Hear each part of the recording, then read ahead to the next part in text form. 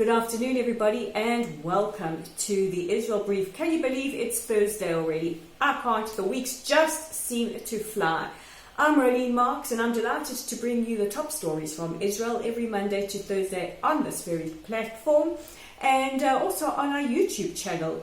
We are at the Israel Brief, and we would love it if you click on the big red subscribe button, because it helps us get the side of Israel that you won't hear in the mainstream media out to as many people as possible. So let's take a look at those top stories, and like we seem to be doing every day, it seems to become a habit for 2020. We start with the COVID-19 pandemic. There have been a lot of protests around the country, and specifically outside the residence of Prime Minister Netanyahu, as many are growing increasingly discontent and angry with the government's handling of the second wave of the coronavirus, but also the economic situation. There doesn't seem to be much agreement in the Knesset on how best to move forward. There were rumors that it could look likely that Netanyahu might dissolve his coalition and plunge the country into another election in November time. Personally, I don't think that this is the case. I don't think that the Prime Minister would want to do that in the middle of a global crisis like this and how it is affecting us domestically, and I don't think that the Israeli people will allow for it. So for right now, it is just pure speculation. But today, President Rivlin weighed in on all the disagreements, and he said, political leaders, do your job. Israel's not a rag doll. Get a grip. Strong words indeed from the much-loved president. But it was decided today that gyms will reopen, that museums and zoos will stay open on the weekends. However, stores and malls will be closed for the weekend. And this is as Israel was meant to enter a situation of weekend lockdown. So we will see what the weekend brings.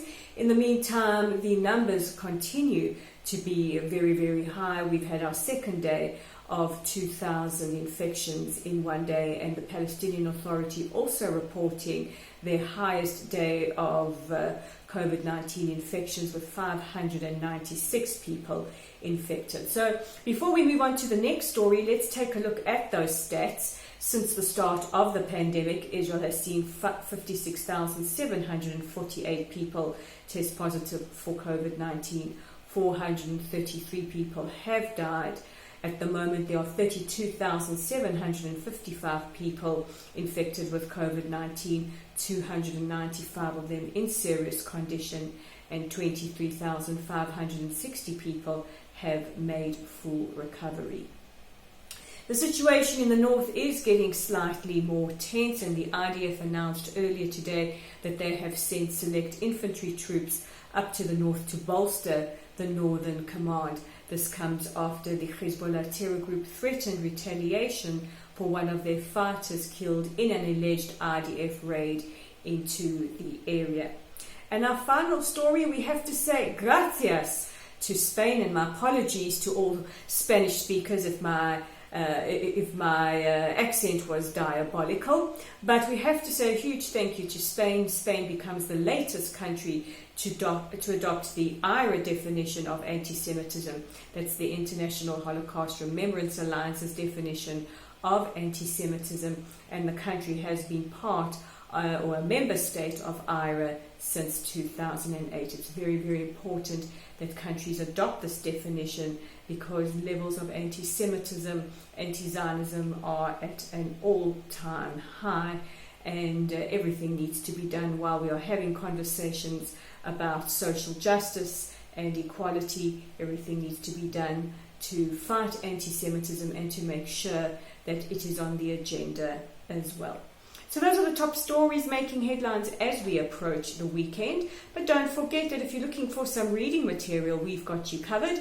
You can check out our content online at www.layoftheland.online. There's a story up there written by myself, very, very special to me. 2 weeks ago, we came to you from the Golan Heights, where one of my colleagues and I interviewed Lieutenant Colonel Eyal Dror, who was the commander of Operation Good Neighbor. Well, the article is up We're very, very proud of it. It's very, very special to us. Please check it out. It will also be up on our Facebook page pretty soon. But while you're on our Facebook page, give us a like, give us a follow, and give us a Shabbat Shalom while you're at it. Also, don't forget that YouTube channel at The Israel Brief, and follow us on Twitter at Lay of the Land with the number 5. So, with the weekend edition of The Israel Brief, or the heading into the weekend edition of The Israel Brief rather, I'm Rivlin Marks, wishing you and your families a safe, a peaceful, and most importantly, a healthy weekend. Shabbat Shalom from all of us at Lay of the Land, and we'll speak to you soon, or just next week. Shabbat Shalom.